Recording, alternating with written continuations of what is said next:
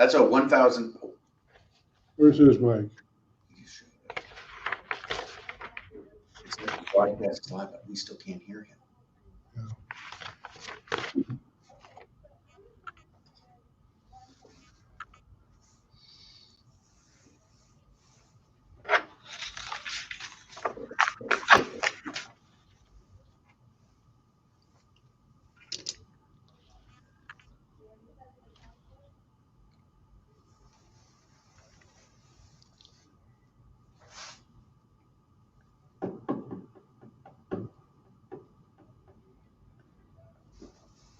So are we supposed to be doing something or just waiting? Okay. What'd you do on call 11? A lot of good progress. I mean, I got a lot of notes. I'm sure Rob does too. We'll compare and then we can update on some things. Okay. We made a lot of progress for Dr. Dibel's recommendation for the summer term, and I think Deb's on board too, is no masks in classrooms. Yeah. So let's do that when we've only got a small sample size. Yeah, Let's start. but normal class size? Yeah. Yeah. Yeah, because it'll be small. Yeah. Smaller than usual. Yeah.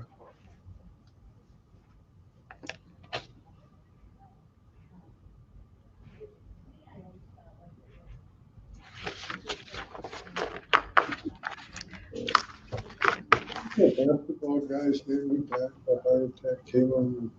Foreman.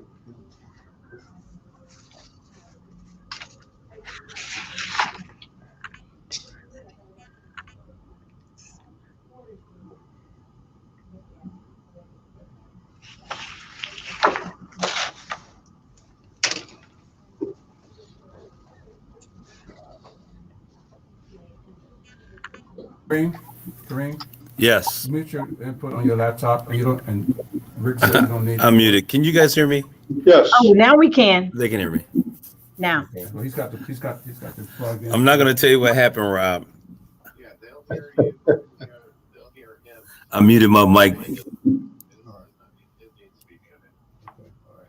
And I don't need the SUW camera on here because I got the camera Yep. off screen here. I've got just Kareem and his two guests.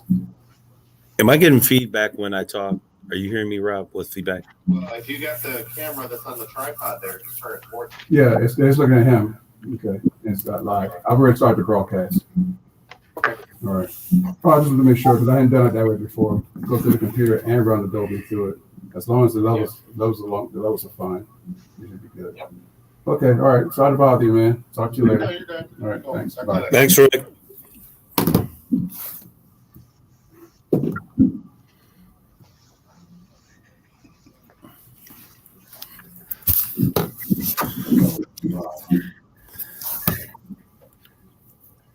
It's a great day to be a Cardinal. Sure is. All right. Give me a mic check, please, Kareem. Test. This is Kareem. Welcome to United Shades of Gray. I'm getting feedback. I'm getting feedback as well. Probably because your mic is on. Let's try it again without the stuff. Welcome to Kareem. Welcome to United Shades of Gray. This is Kareem Bowen. That sounds a lot better. There we go. I'll turn off the. Okay, now ask your guests to say something, please. Can you guys please, Dr. Thorns, could you please test your mic? Just say something. Good afternoon. No, we can't hear. Yeah, so I got the PC down. And I forgot the echo. Is your her volume has to be up? Yeah, my PC's gonna put it for me because it's coming through the computer. All right, hold on. All right, Dr. Thorns, there's an echo. We're getting a slight echo that he's going to go try to figure out what's going on real quick. Okay. You still hear okay? No. No, I'm yeah. kind of deaf. Yep. Okay. I was wondering if it was from your speaker going back into your other mic. But I'm not getting feedback on Pastor K at all okay. coming through. Maybe comes through fine. Yeah. But I think Kareem's getting feedback. Yeah, on this end. On your end, yeah. Yeah. It's not noticeable on our end, or at least on my end. All right. That's good. All right, let's get started. All right, Rob, you want to drop them out of the visual real quick while I do my opening?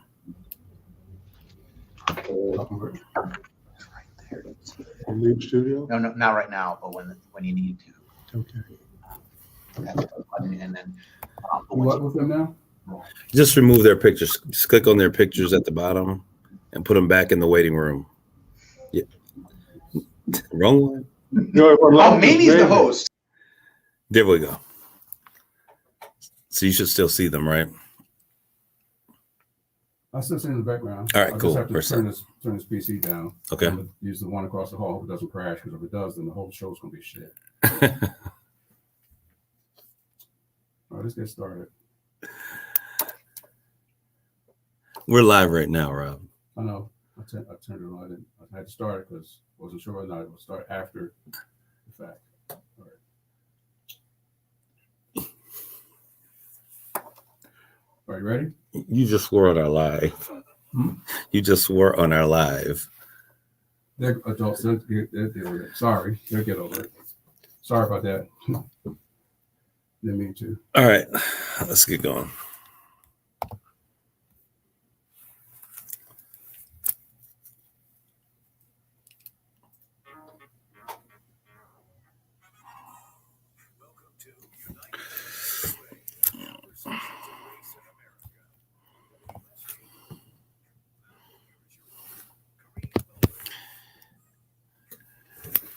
Thank you all for tuning in for another edition of United Shades of Gray, Conversations of Race in America. We have a great show for you today. I have two individuals that we've been trying to tweak out our schedules to make it happen. And you're going to have today with us Dr. Bashan, Dr. Don Bashan, and Dr. Mamie Thorns, both of SBSU. We're talking about dismantling systemic racism in education today. We're going to hear about some of the great things that have been taking place out at Saginaw Valley State University in their efforts to bring diversity, equity, and inclusion to their institution. And so I'm really excited about it. I've heard a lot about it through the grapevine. And so now we get to really talk about what's going on out there. But before we do that, we're going to talk about what is, what's in the news, what is fresh, hot off the press. And I could not have my producer, the Rob Father, Rob, give him a shout out real quick. Hello, United States of Great Audience. Happy to be here. Another day, another dollar. He came in. He was like, "Hey, did you hear the news?" And so we just found out the Senate unanimously passes Juneteenth as a federal holiday. For many of you that are out there, you're probably saying, "What in the world is Juneteenth?" Yet another day that we didn't know about. If you would remember, a couple weeks ago, we talked about the things that were going on. We talked about the Renaissance, Harlem Renaissance. We talked about the Greenwood District and Black Wall Street. And we also kind of threw in there for a hot second a little bit about Juneteenth. And Juneteenth is really about the emancipation, the final emancipation of all Blacks as related to their existence as slave. We understood that in 1863, Lincoln signed the Emancipation Proclamation, which went into effect January 1st, 1863. However, it wasn't until 2.5 years later, June 19th, which is coming up this coming Saturday, 1865, 2.5 years later, did those slaves that were in Confederate held states, really strong holds, were told that they were actually free, that the emancipation had been signed, and that Lincoln had freed the slaves. Now, I need you all to understand something, that we're still, we were in a civil war that was based upon, do we keep slaves or do we not keep slaves? And so we know that the Union won, but Texas was one of those states that still had so many Confederates that were there, and they had a stronghold that they were yet enslaving those, even understanding that the president of the Union, which they did not respect, had signed this proclamation. And it wasn't until the surrender of General Lee and then General Gordon Granger marches in on behalf of the Union with additional troops that they were able to overpower the Confederates down in Galveston, Texas. And this whole thing is now chronicled as a part of our history. We now are going to be celebrating Juneteenth, June 19th, as a federal holiday. Rob, isn't that a great, it's a great thing to celebrate coming up on Juneteenth, 2021. It's awesome. Shows recognition, and even if there's any political underlinings behind it, I like the fact that the nation is actually recognizing something that should be recognized. Absolutely. Now, this effort had been tried once before, but the Wisconsin Republican Senator, I think it was Johnson, Senator Johnson from Wisconsin, he had blocked the move to bring it, said it would cost too much for, the federal employees and workers. But emancipation of any group at any time is something that we always celebrate. So I want to just give a shout out for our Senate for getting it right. And then also we're going to talk about this. We're going to bring this into a show. Dr. Thorns is here, but she's going to be here for a different conversation on today. I want to talk about this idea or the fact, this new concept of CRT. It's not really new. It's about 40 years old. CRT, critical race theory. We talked about it a little bit on Sunday, Rob. And it's the idea, the core idea is that racism is a social construct and that it is not merely a product of individual bias or prejudice, but also something that is embedded in our legal system, all of our systems and our policies that emanate from it. So it's going to be interesting because we see that it is actually teaching that racism existed. This is what took place. This is how it happened. And they're talking K through 12, teaching young people this. It has now been banned in Florida. The idea, and there is a move by many conservatives to ban it. We understand that it's hard to talk about racism. And then one of the reasons we have this show is because, blacks want to talk about it because they want the fact, emancipation to be important. They want equality and equity and diversity. And if you've never had those things, or if you're lacking those things, you can understand how it becomes an issue that you want to talk about. But if you've always had your freedom and you are, descendants of people who have purported these, heinous things in American history, we can understand, not wanting to talk about it, not wanting to hear about it. Can we get it over it already? But it's important for us to talk about it because the moment we stop talking about it, we will begin to cease to see change take place. Rob, what are you going to say? I'm just saying, if you're already comfortable in your situation, sometimes you have to shake the pot, or as John Lewis, the late John Lewis said, start good trouble. Some good trouble. And it's good to recognize the sins of our past so that we can get better in the future, not repeat them again. Absolutely. What is history? I remember I think it was Mr. War said, what is history? It's records of the past. What was a person? It was actually Mr. Baldwin, James Baldwin, in my 8th grade history class. What is history? Records of the past. What is the purpose of history? To learn from past mistakes. However, though, it's also been said that the awareness of certain people, certain nations write the history. So since our history has been written in such a way, it's good that we're digging out we got to right the wrongs. We have to break out the dirt, and let us know. So we all know, our generations will know. So we're not surprised. This will help stop racism. This is American history. That's what we got to make sure that we understand. It's not black history. No. This blacks in America are a core vital piece of American history. Chinese, Asian people all together. Absolutely. Hispanics. Well, you know how I feel, Rob. I think that I'm for freedom for everybody, but I think that there is a certain onus for America to get it right with ADOS, African descendants of slaves, seeing that we've played such a vital role in where we are today. All right, so mask shaming. I was at the store the other day and someone came to me and said, yo, why are you still wearing your mask? And I was like, yo, let me read the phrase. He said, why are you still wearing your mask? You don't have to wear them anymore. It was stupid to begin with. And I said to them, I had to really take a deep breath because I said, understanding I have so many friends and family members who have not only been impacted, but have died from COVID. I said, I'm going to continue to wear my mask until I feel safe. Now I've been fully vaccinated. And so if I'm going into a place where people are fully vaccinated, Rob's vaccinated, I'm vaccinated, I feel okay and secure to do so. But COVID is very real. And when you've seen it the way that I've seen it through my eyes as a black man in my community, 60 leaders of my major religious organization are now gone, dead and gone. Friends and family, a whole family, uncle, cousins, brothers, gone. It hits a little differently. So I'm going to ask that you have a little bit of compassion. Absolutely. Now, we're dealing with these various variants and things of that nature. I'm just going to wear my mask so I feel comfortable. How about that? You do you. and I do me. So I've taken the vaccination. I'm fully vaccinated, and we're going to continue to move forward. And we're going to get to this conversation, but I want to say shout out to all of those companies. We have a number of companies, and I'll be talking about those companies as we move forward that are really doing a great job of bringing equity, inclusion, and equity. COVID showed us so many disparities that exist in our world, Rob, from education to connectivity with young African Americans in most communities, young African Americans, underserved, Latinos, whatever. All of us have seen those disparities. I want to give a shout out to Hemlock Semiconductor, their CEO, who was with us, Mark Bassett, who is doing an amazing job this coming July the 12th, beginning July 12th. We're going to have a 4-week tech and STEAM camp. Is full steam ahead with HSC. It's going to be absolutely amazing. It's going to be solar energy and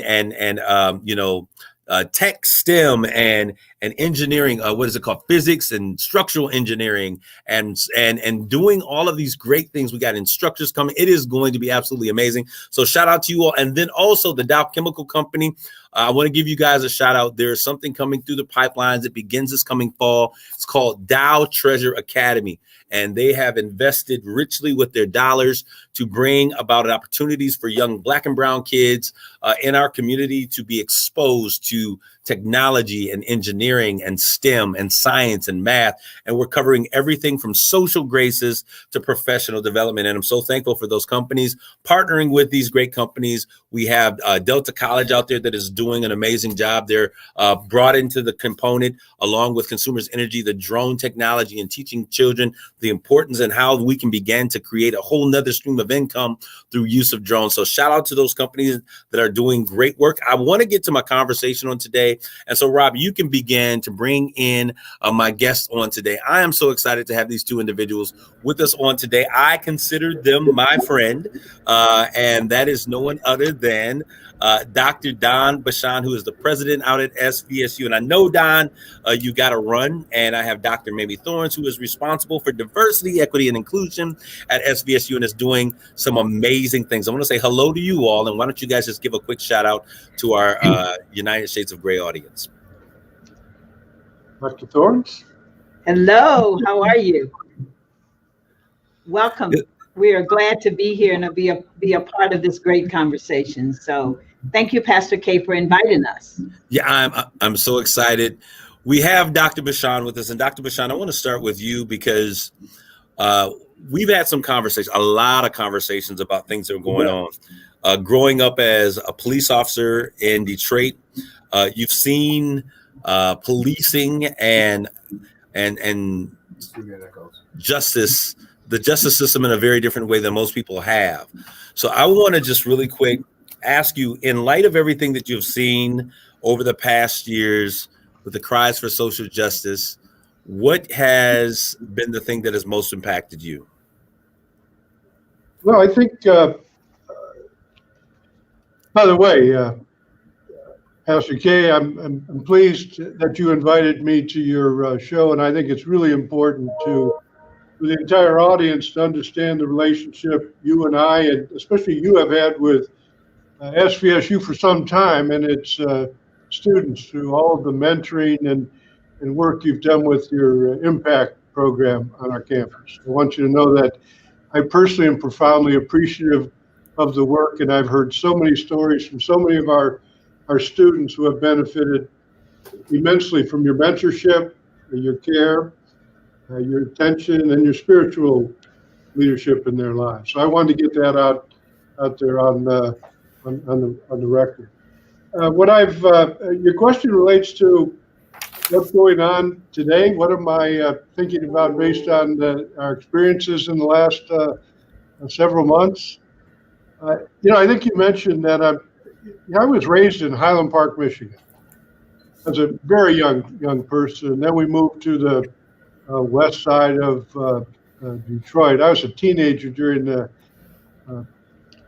advanced teenager during the '67 riots, and a member of the Detroit Police Department in the early '70s. And I've mentioned in some statements I've written to the university community that with Floyd and some of these events of the last 2 or 3 years, that I was profoundly disappointed that we haven't made better progress in my lifetime on these kinds of issues. But I must tell you that I see a spirit, I see a call to action in this university community and other communities like I've never experienced before. And it's not a passing kind of fantasy thing. It's real. People understand that what has gone on historically and in recent history is wrong, and we need to develop a better sense of who we are and who other people are. At least I can tell you from this community, and Dr. Thorns can certainly speak for herself, but I've never seen this level of intensity or desire for people of all races, all ages, all ethnicities, because we have a lot of ethnicity on this campus. 1,000 international students. We have Latinos. We have African Americans.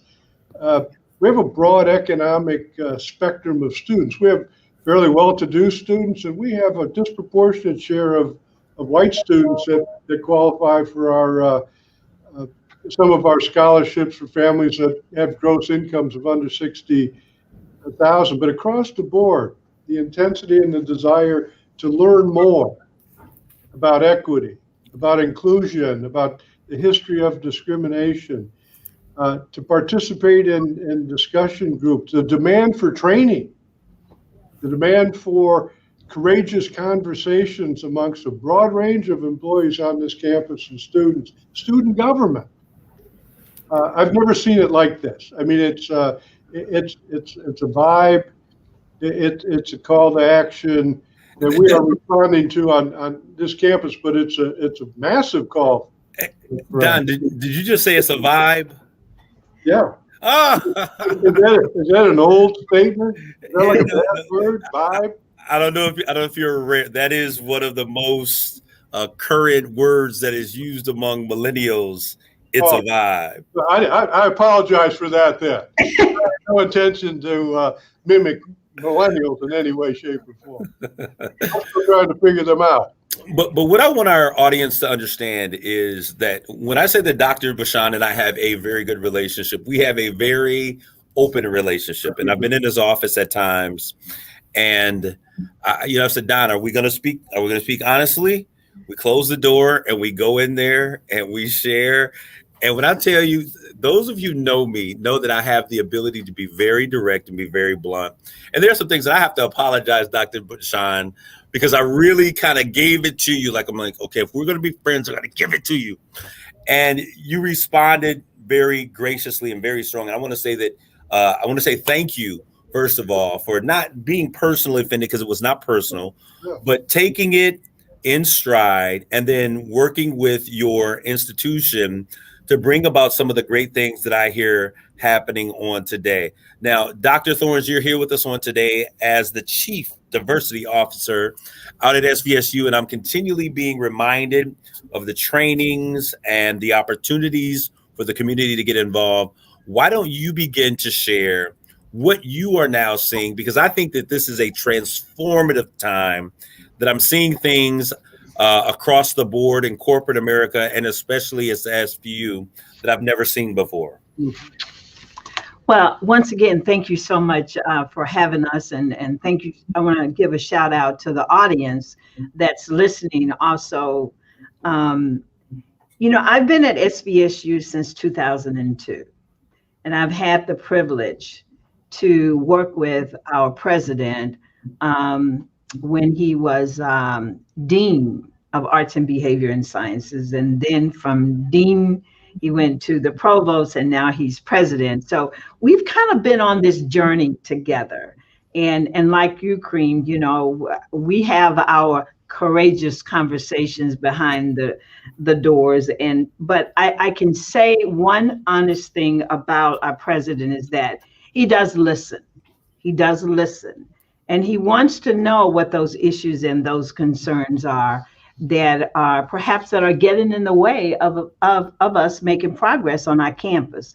And so last summer, we had the opportunity to, under his leadership, to bring together some key leaders on our campus, and as well as other members, to talk about DE&I issues and issues related to race. And I'm very happy to give a shout out to Dr. Dawn Hinton and Dr. Joseph Ofori-Dankwa, who also were very helpful in helping us to pull together our diversity council. And the council is comprised of about 20 members. And we met this past year monthly.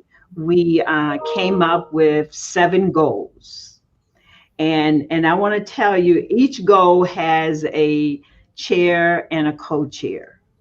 And then we have over 70 some people who are involved in this process.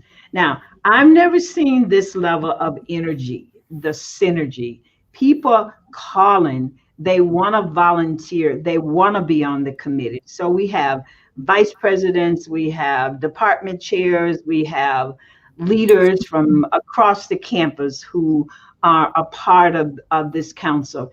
And we, several weeks ago, had a town hall meeting where we unveiled all of the goals, and each committee gave their report on what they have been working on. And I tell you, I was just thankful to be a part of the Cardinal family, thankful that we have a president who has allowed us to get creative and think outside of the box. And he didn't give us a budget. We just went to work. And then we came back and we presented, these strategies to him. And then we said, okay, all right, we're here. We need money. And he has been very, very supportive. And one example that I would give you is goal 1. The committee said, we need to create an organizational infrastructure to lead, plan, and be accountable for institutional progress for diversity, equity, and inclusion. And this was under the leadership of Dr. Dawn Hinton and Ann Coburn-Collin and all of their committee members. So what they came back and recommended is that we need to do some type of diversity inventory. An inventory that will look at all of our policies and procedures and see if there are any things that's getting in the way of making us, for us not making progress, and policies and procedures that may prevent unrepresentative faculty or staff from being hired.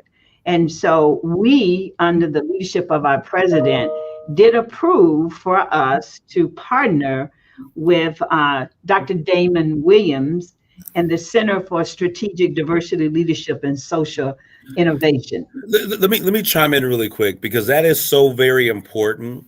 As we were talking at the opening of the show, systemic racism is not that all white people are bad, or there is this system out to get the Black people or the Mexican people.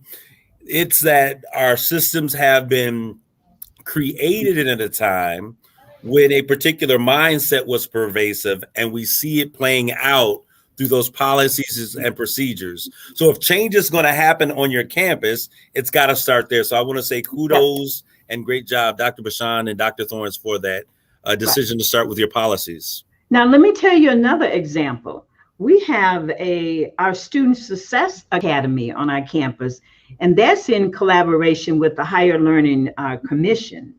And this Success Committee is also charged with looking at academic policies from a DE&I perspective. So we're looking at university policies. We're also looking at academic policies, and because we want to make sure that that we address these issues and these gaps that we may have that's preventing us from moving forward. Dr. Bashan, why is diversity, equity, and inclusion important to you as a leader? Well, it's critical to our meeting our goals and mission as an institution of higher education. To understand that the world is constructed or built around diverse populations. I have had the incredible fortune to travel all over this world, to India, to Ghana, to Europe, to Asia, China, Japan, and people are uniformly good, but they're different.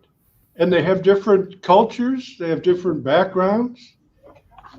And for people to be successful in a global society these days, it's imperative that they understand the differences and have profound appreciation for those differences and the impact they have on relating to one another and being effective in your communication. But I want to go back to a point you made earlier about the relationship you and I have when we talk business. We close the door and you say you're going to bring it, and I say bring it. That's right.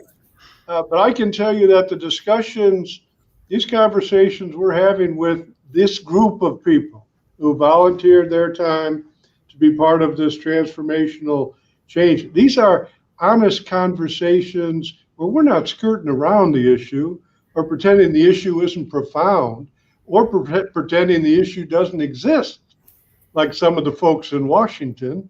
We're dealing with the reality of the situation. And I think we've created an environment based on kind of the relationship you and I have, where let's talk about something that's real. Let's talk honestly. And if you're confused, then through this conversation, we'll kind of clear the air and understand one another. But I've met with students on this basis. I've met with the Black faculty on this basis. I've met with all manner of groups, but that's a condition of engagement, is that it's going to be open, it's going to be very direct, and if you're not ready for open and direct and candor, you're probably in the wrong meeting. And no one leaves the meeting, and they all attend the meeting, and they all continue to participate. Yeah. See, a lot of these committees and a lot of these initiatives historically start out with a big bang, and then 2 weeks later, you have 50% of the crowd left, and sooner or later, you're talking to yourself. That's not the case here. Yeah. And I want to just add to this that, SVSU is fully committed to DE&I, and we work daily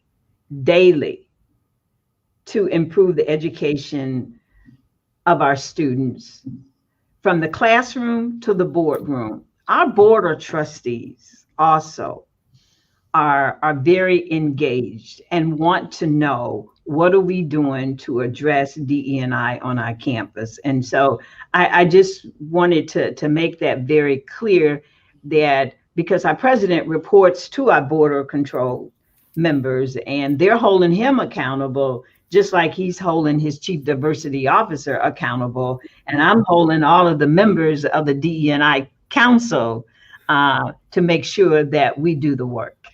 Dr. Thornton, I want to ask you this simple question.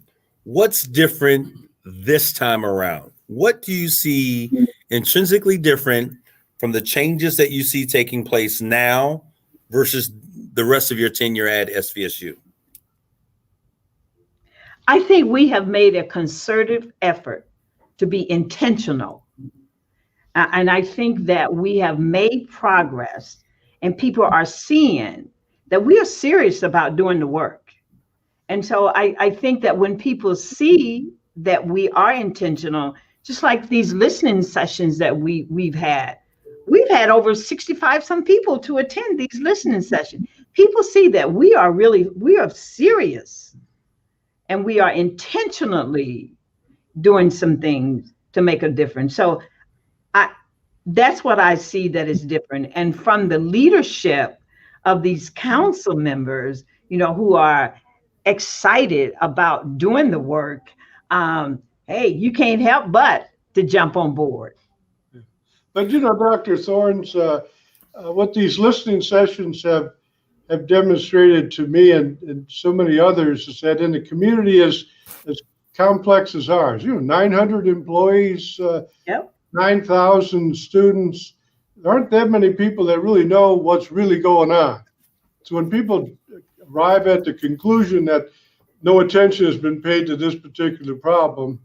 What these listening sessions provide is an opportunity for you to explain what you have done. Summer camps that we've been offering for years for diverse populations, SMEC camps, science camps. Yeah. We've done an enormous number of things that not everyone is aware of. So these listening sessions, if you listen and if they listen, the audience becomes much more informed on what we've tried, how successful we've been, and they become aware of the fantastic work that people have been engaged in that hasn't become broadly recognized or understood by the rest of the community.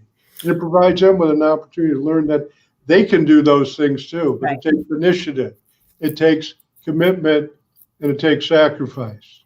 And I think one other thing that I would add to that is that, we don't have all the answers. We don't know everything. We just know something. And we recognize that DEI is a journey. It's a journey. It's not an overnight thing. It is a journey. And it is going to take some time, but we are on this journey, and we're on this journey together. When we look at this, I want to begin to just tap into what the community is saying. What would you all say to individuals who are part of this community that say SVSU is not interested in people of color coming to their university? They're not interested in Black students from Saginaw being a part of their community. They are just trying to check off some boxes. Dr. Thorns, I want you to just really quickly, and we might have to take a commercial break, and I may have to stop you quickly, but I want you to think about it.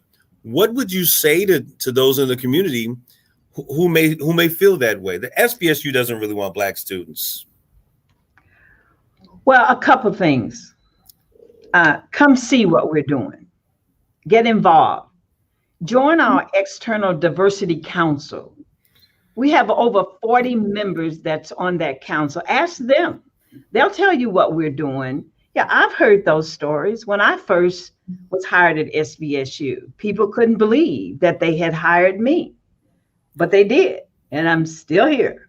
But come see us, talk to us. We can share with you what we're doing.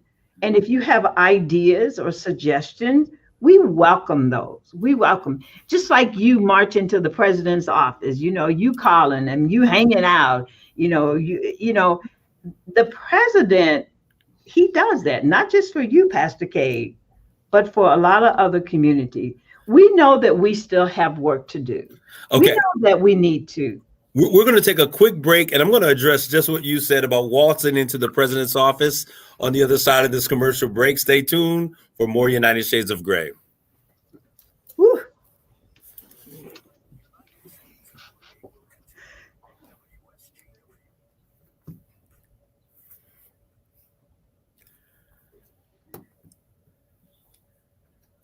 I think your microphone's on. I think something's muted because you're coming over as an echo. Yeah, I can. And I can't change that on my end. Are they able to yet hear me on here online? You can still talk to them. Yeah. Dr. Thorns? Yes. All right. So I want to come back to that question. I'm going to address that because I think that's something that's very different that I experienced with SVSU that I haven't experienced even at my alma mater at MSU. And that's something that I appreciate about Dr. Bashan that you do in terms of your open door policy, because I'm nobody and I just come in and waltz in like I have a right to be here.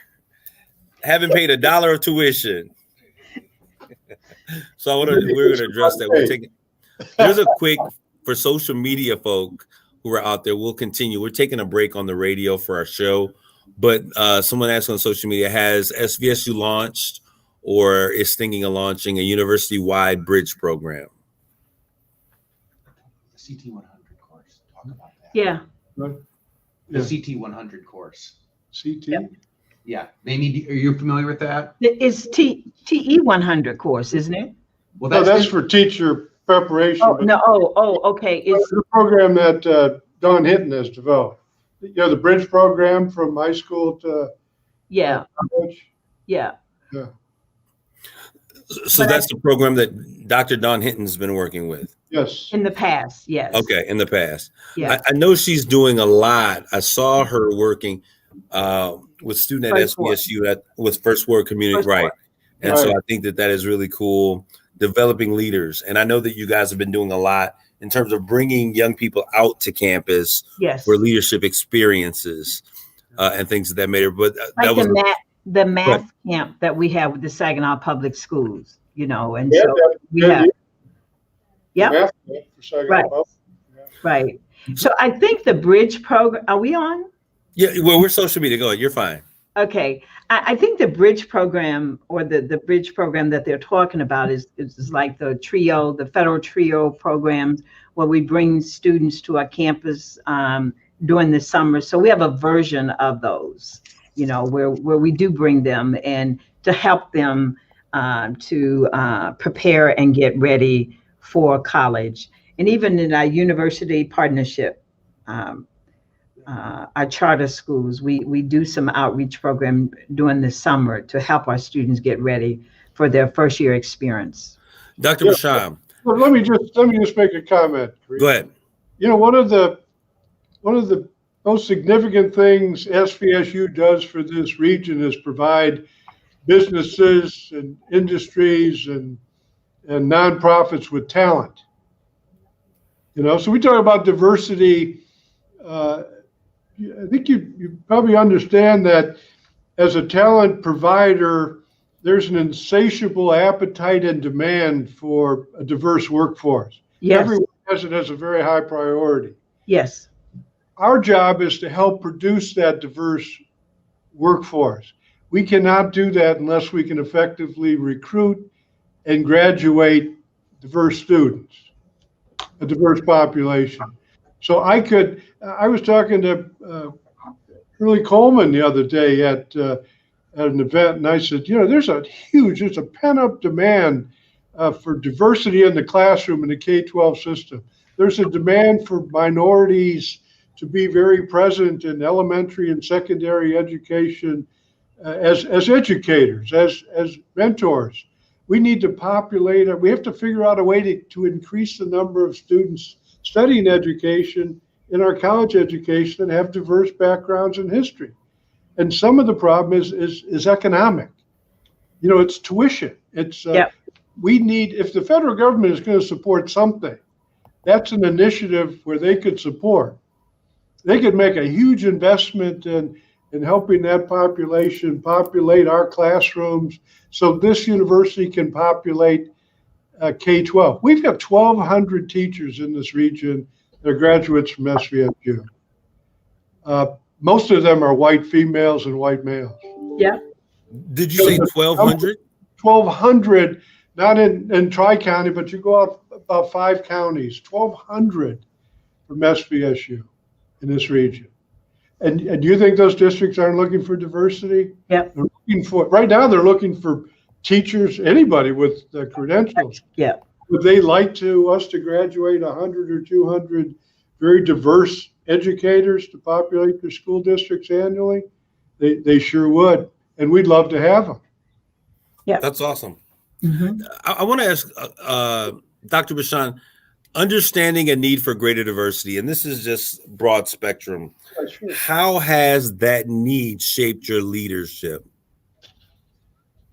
I think if you talk to Dr. Thorns, she'll probably tell you that sometimes she ducks the other way down the hall because she is not only my chief diversity officer, she's my chief scorekeeper. I asked her about the progress on these initiatives that this group of 80 people have constructed over the last 6 months. This isn't just about talking about it, it's about keeping score. Action. How are we doing on that initiative? How are we doing when we're making progress? I've got recruiting stations in downtown Saginaw at our new site there. We've got recruiters there during the week, and their job is to recruit young people from our community to come to the College of Education, to study computer science, to study criminal justice. Mm-hmm. Everybody knows that We need to diversify the criminal justice system, but the criminal justice system has moved to a higher academic level of standard for minimal entry. So you have to be competitive, you have to have degrees. That first segment was too long. Hold on 1 second. 1 second. You got to slide one on. Just 1 second, guys. I'm speaking with my producer.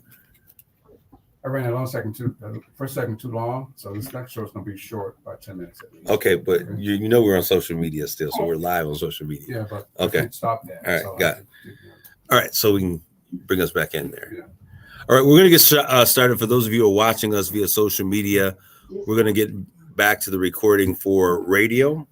Is there something you do about, pull that plug there, see if I get any echo, because I still get echo when you talk, and it's already on this show.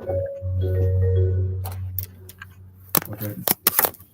Try talking to you. I'm talking. Check. There's still a slight delay, but it's not that bad. But this is echoing. Okay. All right, you can plug it back into your head. But Rick says you shouldn't need that cord. But you're ready to start. All right, everybody be quiet for a minute. We get ready to go.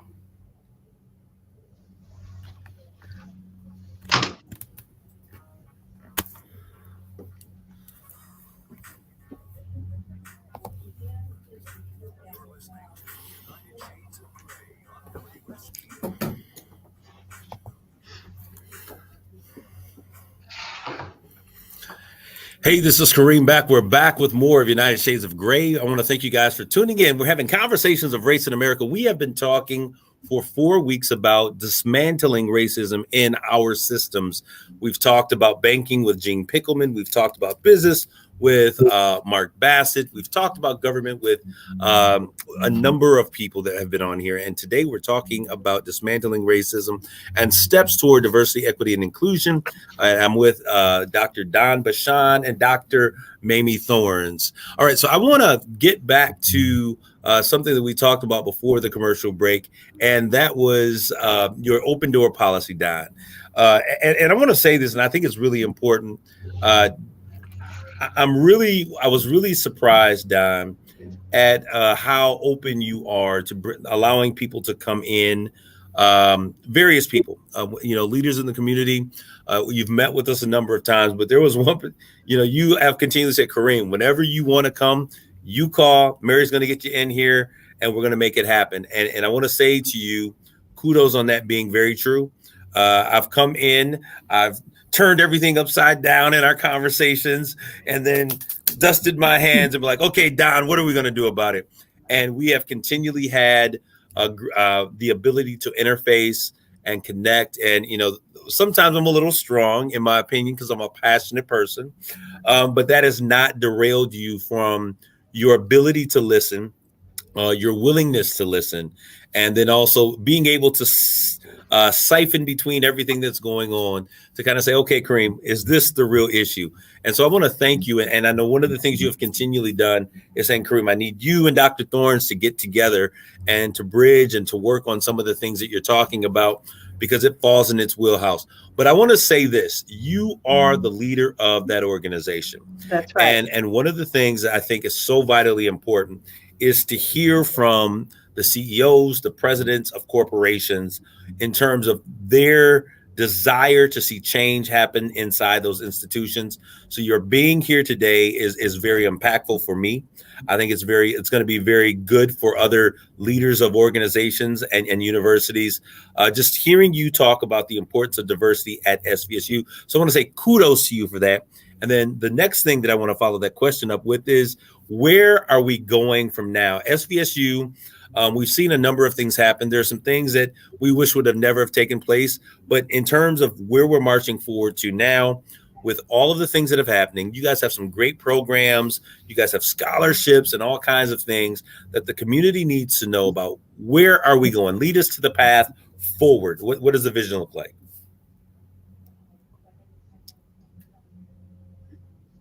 Well, I think you're proposing a question to me, Kareem.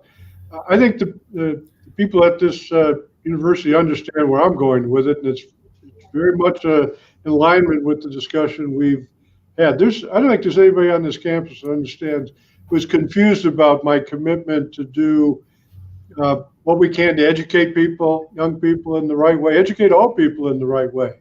So we've got an academic mission to present an accurate portrayal of history, an accurate portrayal of social change or the absence of social change.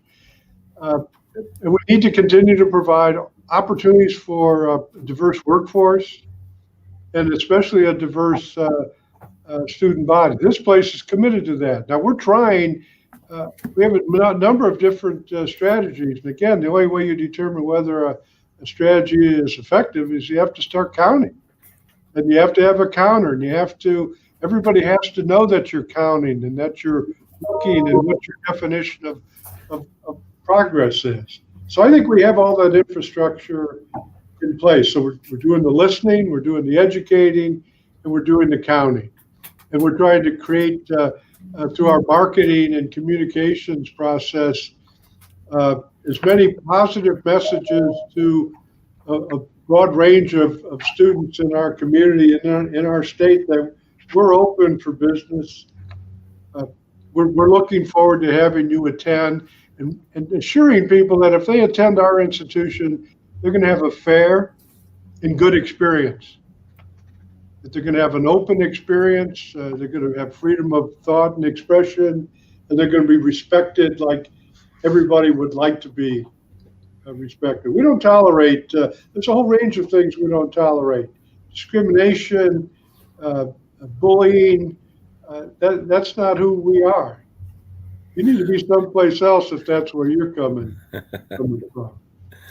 Don, really quick, give me what does success look like for SVSU and its relationships with community of color moving forward? If you were to say, I'm going to be here another 2, 3, 5 years, what does a touchdown look like in your idea? The touchdown for me is the young people that walk across the stage and graduate and have a huge impact in their community. I watch Manville Trice walk across the stage. I watched Manville in my classes for years. I watched Eugene Marv play football, and I also watched him walk across the stage 5 years after his career was over, because we hounded Eugene to come back and graduate. It was important for him to do it, and he wanted to do it. Inside, he had an imperative to graduate as an example to others, and that's what he spent the rest of his life doing. Just talking to other young people about tenacity and commitment and service and a whole range of spiritual things. So I can take Tatum. I can list person after person after person in this Saginaw community that are, I don't know if people even know that they're proud graduates of SVSU, but I certainly have them in my Rolodex. Examples of what this university can do for people's lives and careers, and the commitment and the commitment they've had to their community and their profession and other folks. Yeah. So when I watch these young people walk across the stage, and they're going to be teachers, they're going to be computer scientists, or they're in pre-law, or knowing that they've been accepted to 2 or 3 of the top medical schools in the country after graduating from SVSU and taking the MCAT at SVSU. Those are my proudest moments. I just want to see more of them. Right. And just for those who are listening that may not know who Eugene Marv is, he was an SVSU graduate and standout, and went on to have a great career in the NFL. I had an opportunity to meet him probably some 20 some years ago, because he came back here and he happened to take one of my friends, Stacy, with Bridget Pryor, as his wife. And so we just recently memorialized him. Yes. Just about 2 weeks ago, I think it is now. Mm-hmm. And but he has been a great shining star for SVSU, as are so many other individuals. Sometimes, Dr. Bashan, when I'm doing work and I look and I say, okay, where these people are? Do I have any connection with them, with their affiliation? And I'm often quite surprised at the number of people that SVSU has produced that are doing great things in the world around us. Reverend Chris Pryor. Yeah, my brother, Chris. Graduate, SVSU, former employee, and after graduation at I mean, the list goes on and on and on. Ava Lewis, Yes, David Lewis, the whole family. yeah, Yeah. the whole family. Dr. Thorns. We gave Dave Lewis's father emeritus status as a Yes, because he custodian. worked it. The only one in university history, because while Mr. Lewis was a custodian, he mentored football player after football player, young person after young person. So we didn't give him emeritus status because he was a custodian. We gave him emeritus status because he was an outstanding mentor and leader of young men and women. Right. Example of hard work and dedication And So, Dr. Thorns, I want to talk a little bit about, because I know you guys have scholarships and things that are going on that the community needs to know. What is it that the community of Saginaw and surrounding areas need to know that you guys are doing that may be some of your best kept secrets? well, I think Dr. Bashan can talk about the Carnal scholarship opportunities, because that was one of his vision, and we wanted to make sure that and he can also talk about the Thompson Scholarship. Don, you want to share?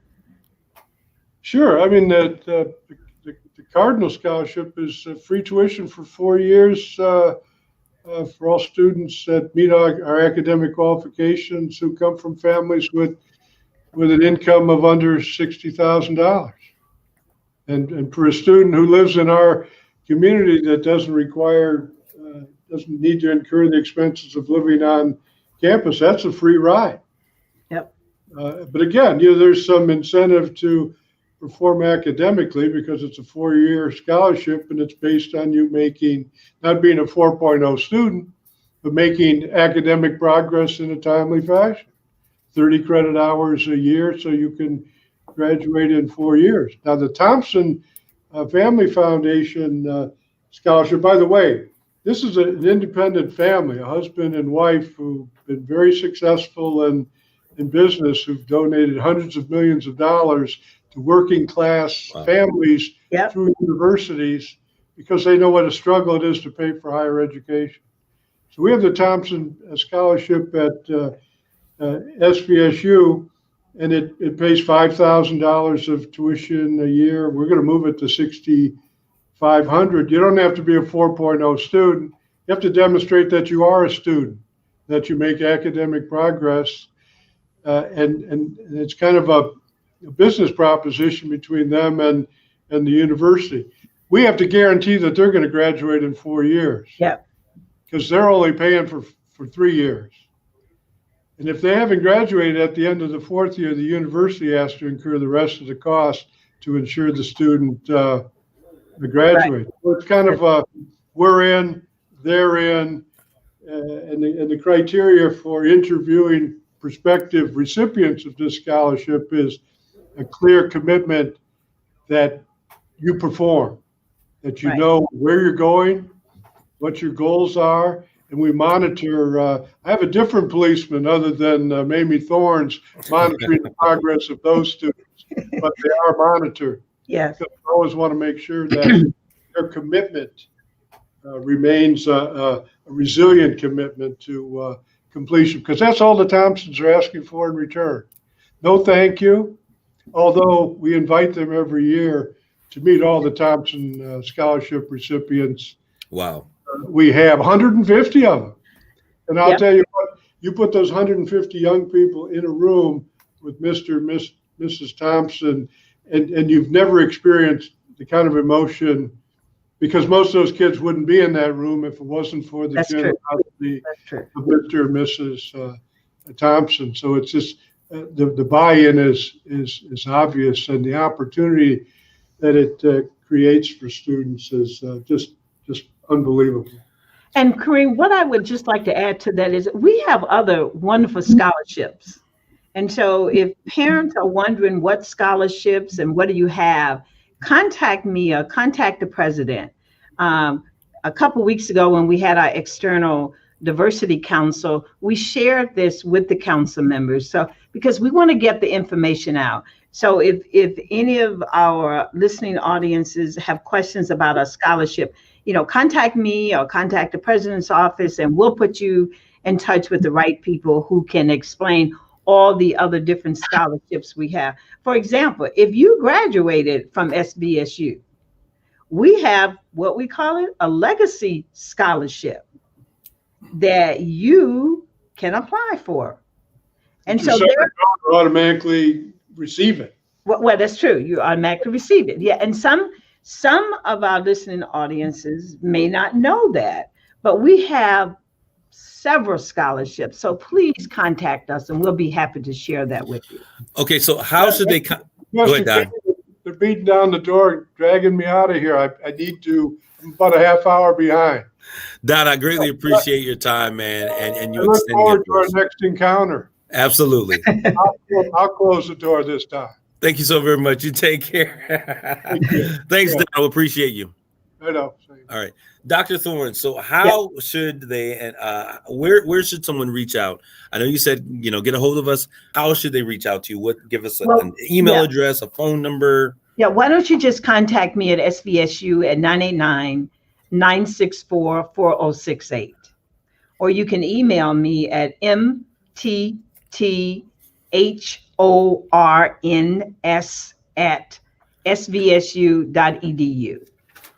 All right. Could you please repeat that number? I think we may have missed the very beginning of it. 989-964-4068. And Dr. Thorns, I want to thank you for your time and really making this work out. I know Dr. Bashan is so busy. I want to get you back on here so that we can have a conversation talk about. Go ahead. Yeah, I just got a couple other things I just have to share with the community. Go ahead. Is that okay? Well, one of the on the goal 2 of our DE&I Council, we, under the leadership of Don, we are going to open our new multicultural center this fall. And so the community will hear more about our multicultural center. And the aim and the purpose of this center is to provide a space that fosters an appreciation and an understanding for diversity, equity, and inclusion. And we will have a great celebration where we will invite the community to come to see this new multicultural center, as well as we will house our Pride Center for LGBTQ in the same center. So you'll hear more about that. And then one other key point that I want you to know, because 7 goals with 7 initiatives will be in place this fall. And we have one committee that's working on a leadership academy. So they have established the Diversity and Inclusion Leadership Academy. And so we will be implementing that this fall. We have so many other great initiatives, and I want the community to know you'll hear more about it either in Michigan Banner or Word Up Magazine or on the radio. Or right here at United Shades of Gray. Yes, absolutely. Because Dr. Thorns, go ahead. We got a time. Our time is up, but I want to thank you for your time and attention. Thank you. Give me all of this information so that we can put it on our page, and we'll bring you more as you get closer to the unveiling more of these things and talk at greater detail. Thank you so very much. And for those of you who are listening to us, we want to thank you for tuning in for United Shades of Gray, Conversations of Race in America. You all have an amazing day. Take care of yourselves and each other. God bless you. Thank you.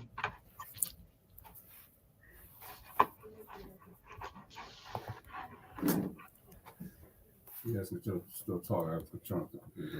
All right, Dr. Thorns. I think she left. Okay, we're good.